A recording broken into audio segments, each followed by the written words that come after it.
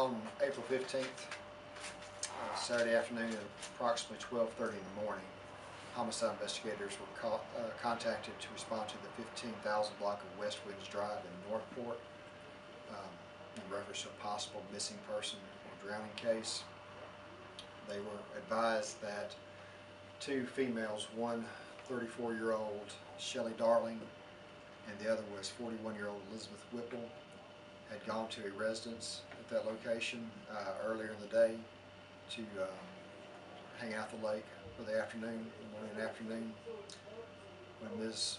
Darling did not return home for supper that evening, her family went to check on them at that location and discovered their belongings still on the boat dock or pier. When they could not locate the ladies, they contacted law enforcement, who responded to the scene.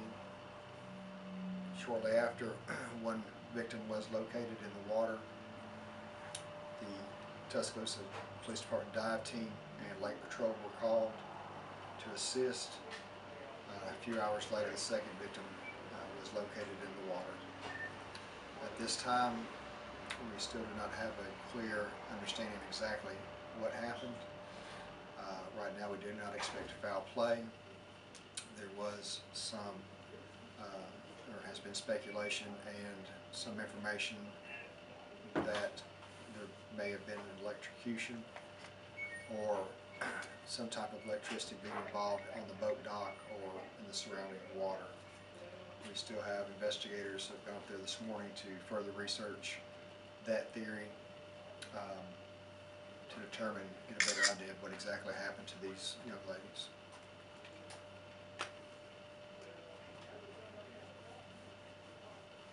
Do you know how much time may have gone by between the first and the second body being found? Approximately 2 hours, 3 hours. Kip, talk about this, you know, the possibility of of an electrocution. Earlier you said one of your, somebody from your team actually got zapped out there. Talk about that. How dangerous can this be if you're swimming out there, and just kind of what happened to your guys? Well, I believe it was earlier in the year, last year, there was another death up on the lake involving something similar. Of course, we just urge anyone that has a boathouse or a pier or dock that has electricity run to it, make sure everything's inspected and within code, so we don't have this happen again. Again, we're not 100% sure this is what caused it, but we do know that there was electricity going through at least part of the pier, because one of our officers did receive what appeared to be electric shock. He wasn't injured. During the initial search, he did receive electric shock when he pulled up. Waiting on a full report from the medical examiner to determine, if he can determine exactly what did happen. Obviously, it's got to be a difficult thing for you guys to have to inform a family that their loved one drowned, whatever happened. But how difficult is that to talk to this family, what they're going through? Well, it's a tragic situation because you have two young ladies who were very involved in the community.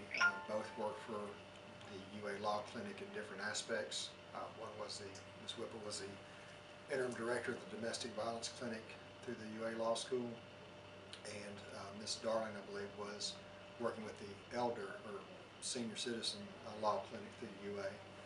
So both of these ladies obviously touched a lot of people's lives and their jobs.